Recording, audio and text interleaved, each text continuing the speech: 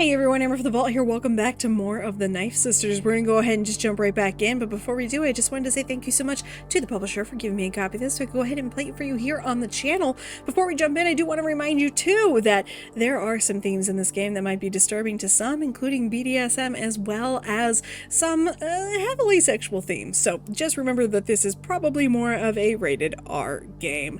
Just want to remind you up front, but let's go ahead and jump back in. We'll see you guys back in just a sec. When did I lose all my essence?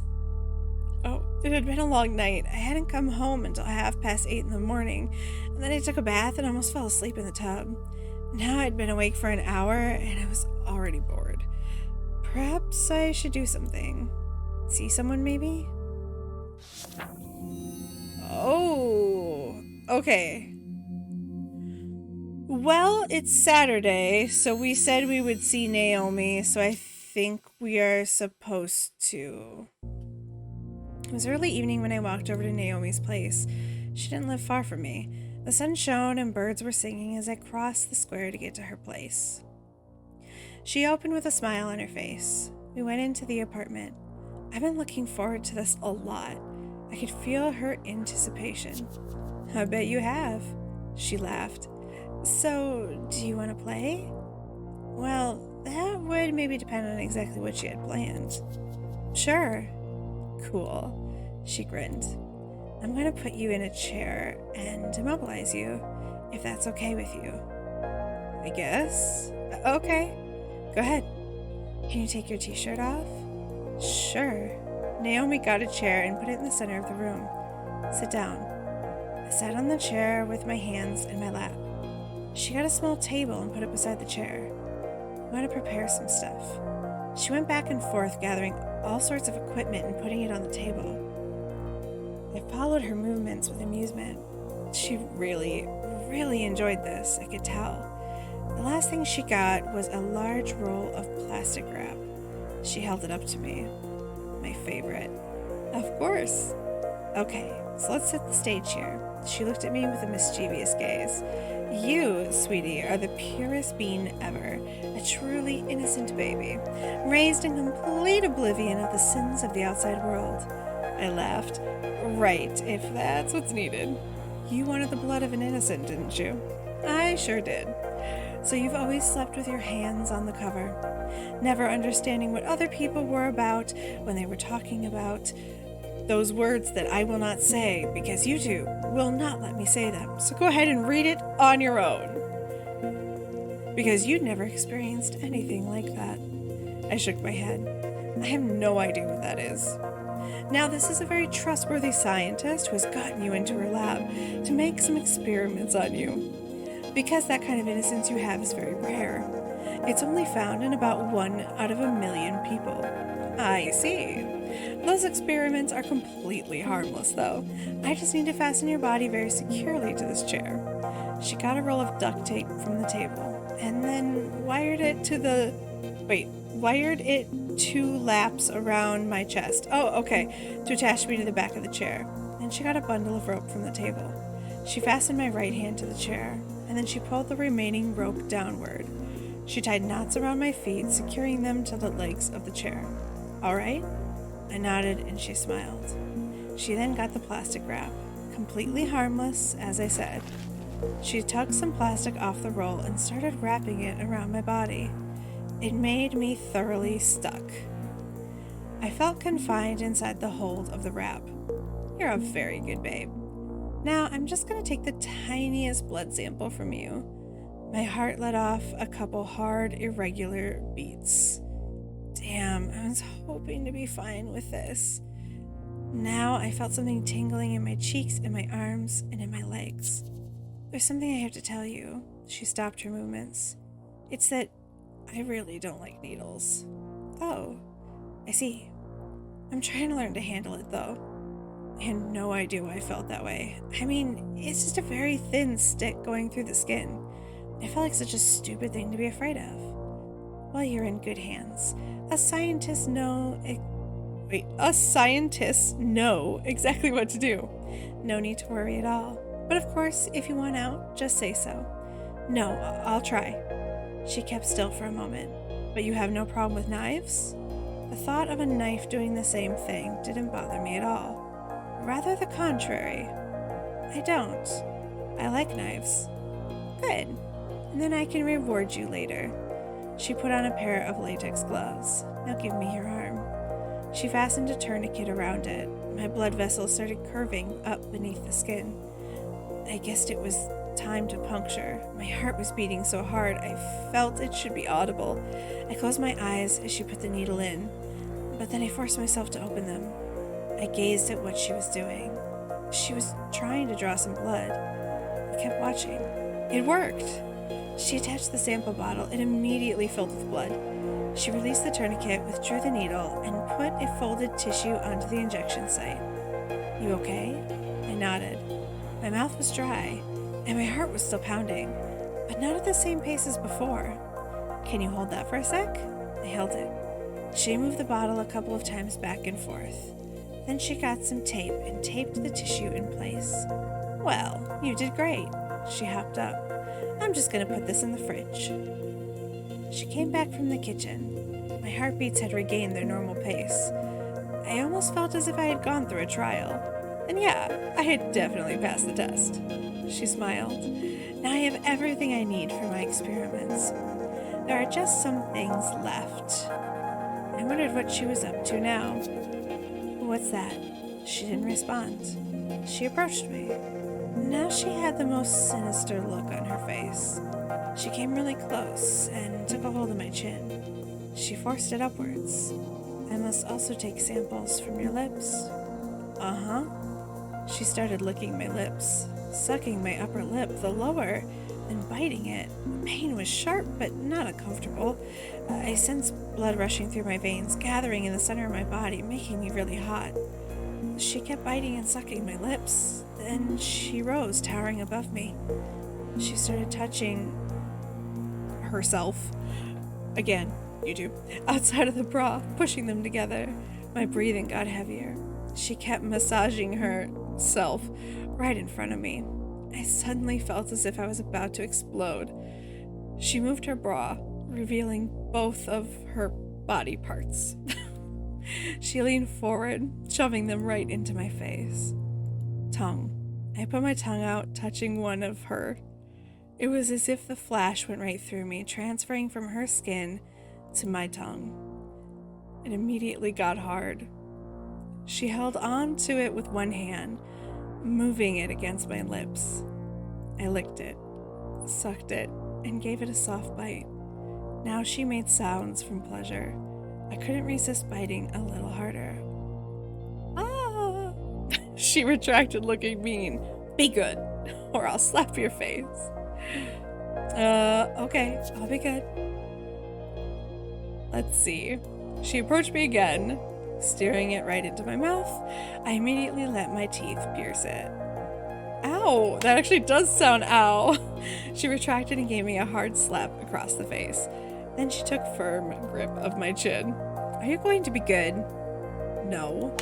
She slapped me again, even harder. My skin burned. She took a few steps back.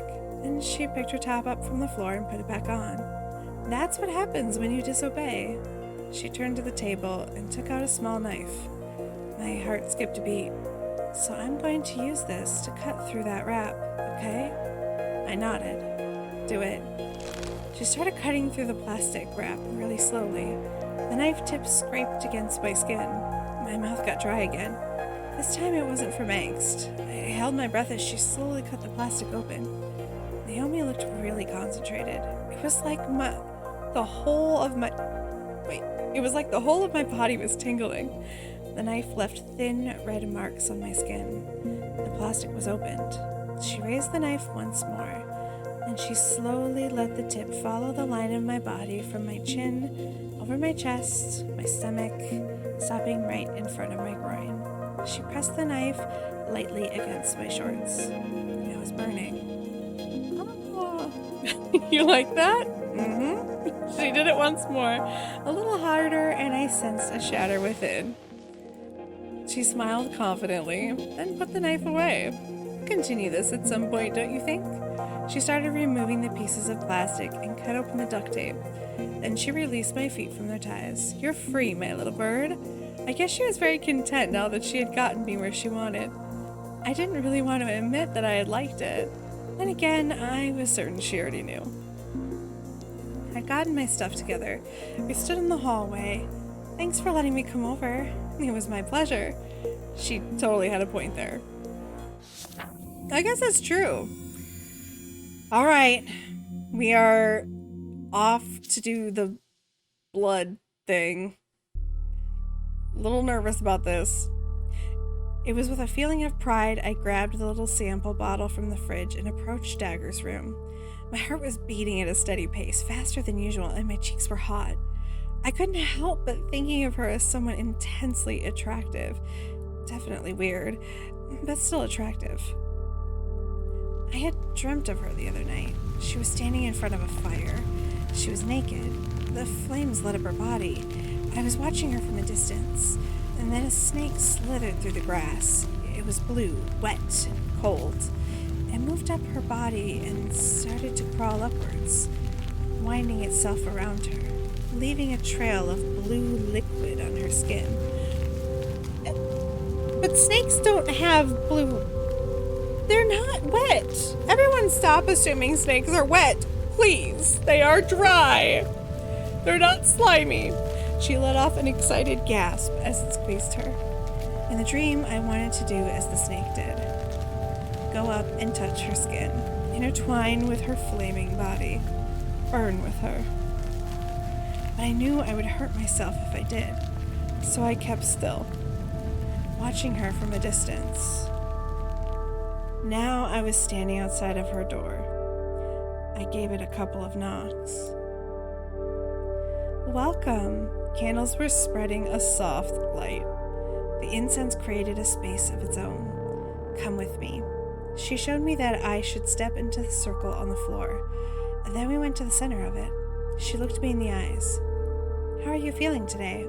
Are you present?" I didn't really know how to respond to that, so I just nodded. "Cool. Then stand back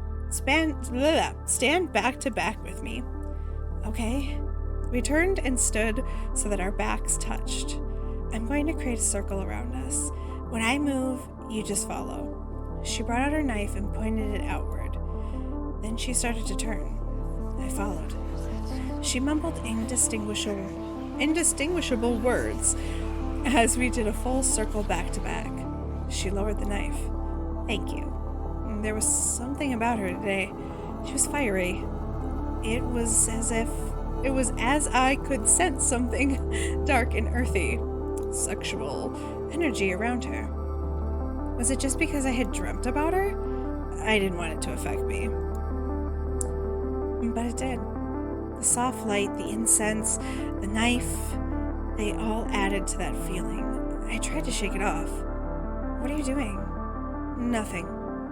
"Don't resist." She definitely had a way of reading me. "Why? I need your energy. Don't try to rid yourself of it. Let your fear stay outside the circle. If you want to, you can pick them up later. Like their baggage. But right now, I need you to be here with me, in a fearless and open state." "Okay. Have you got the blood?" "I have." I took the blood sample out of my pocket. "Beautiful." She took the bottle and held it close to her lips for a moment. Then she gave it back to me. "Are you satisfied with its powers?" "What do you mean?" "I mean, can you vouch for this being the blood of an innocent?"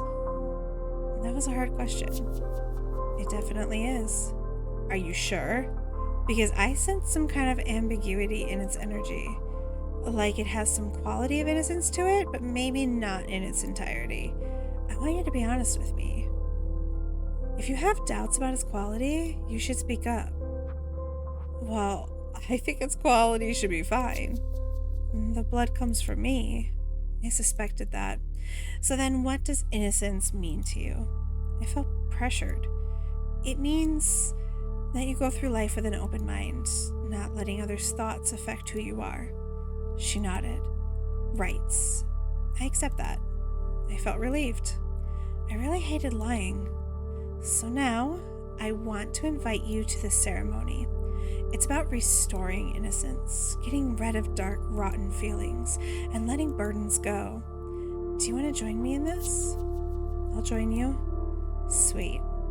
She went over to the shelf where she stored her props. From there, she picked up a small metal bowl, then came back to face me. Now, I want you to put the blood in the bowl. I opened the lid of the bottle and poured its contents into the bowl. It wasn't much. She moved the bowl in a circle a couple of times while forming indistinguishable words with her lips. She put it down on the floor. Then she started taking off her pullover. Time for a ritual without clothes after all? She continued by taking off her bra. I looked straight at her bare breasts. Her things. Can't read it. Damn you, I thought to myself. She now wore only a pair of black tights. She moved the waistband down to try and uncover her hip bones.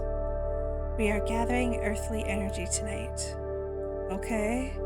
I want you to take the bowl and hold it in front of me. I picked it up and held it up to her, and held it up as an offering to her. So, in the following steps, I need you to repeat what I say, just as you did last time. She composed herself. Then she put 2 fingers into the bowl. This is for being blamed. I looked at her.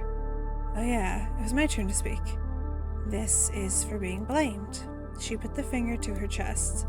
Then she drew a line of blood from her chest to her hip bone. The blood formed small droplets on her skin.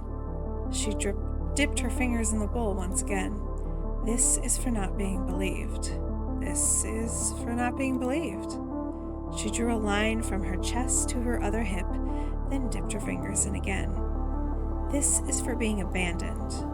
This is for being abandoned. She drew a line connecting the other 2, making a triangle. She took a deep breath. We're taking a small break before we move on to the next part. She caught my gaze. Lock eyes with me. Help me gather energy. I stared into her eyes, and she stared into mine. It felt weird and good. I could sense the tension building up between us. She held her breath, and I did the same. Then she let the air out. Thanks. Now we'll continue. She put her fingers into the bowl again. This is for restoring faith.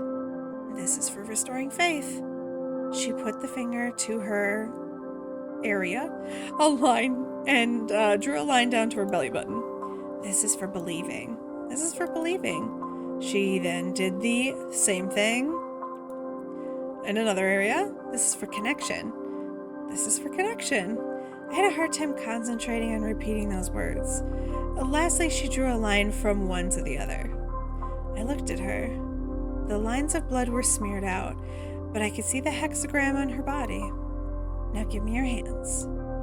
I put them in front of her and she took them. Hers were warm. She looked up at the ceiling. Sisters, we've gathered all our energy in order to restore innocence. What's the next step? She looked toward the mirror as if something could be seen there. Still holding my hands, she seemed to be concentrating, looking hard into that mirror. So innocence can't be fully restored until you get something from the guilty party? The guilty party? What was this about? Everything was still. Then she nodded. Okay, I understand. She let go of my hands and looked at me. I will need your help. I had no idea what was going on. What do you want me to do? Well, I need some time to think about that. Can we talk tomorrow? Sure. She smiled. Then just as last week, she leaned forward and kissed me on the lips. I just stood there. She took my hands again. Thank you for doing this. It means the world to me. I nodded. You know I love you, right? Well, that was a bit unexpected. I love your soul, your earthly body, and everything about you. I couldn't help but stare at her. I tried to discover any trace of sarcasm on her face. Thank you? Just absorb it. You don't have to do anything else. I stared at her and couldn't help but thinking, oh, Holy Mother of God, what am I supposed to do now? I would wonder that as well. Hey everyone, thank you so much for watching me play The Knife Sisters. If you like this game, please remember to like, comment, and subscribe. Do all those YouTube things. As always, if you'd like to subscribe to the channel and you haven't already, go ahead and click on that picture of my big dumb head. Click on that bell icon if you'd like to be notified every time I post a brand new video, as well as on the right hand side of your screen there should be some random videos, things that YouTube thinks you'd like, and something that I put up there. I don't know what I did it in post, as well as a bunch of names in the middle of your screen. Those are the Twitter handles for my current patrons over on Patreon. They really do keep this channel running. I wouldn't be able to do it without all of those folks. So if you would like to go ahead and say thank you to them, go ahead and follow them over on Twitter, give them some likes, tell them they're awesome, because they truly are. If you'd like to become one of those names in the center of the screen, those are all of my patrons over on Patreon, I should say. At the time that I recorded this video, if you'd like to become one, go ahead and click in the lower left hand screen there. It says something about extra video content, bonus content, videos, things like that. Go ahead and click that to learn more about that. We're going to go ahead and get out of here though, so I'll see you all in the next one.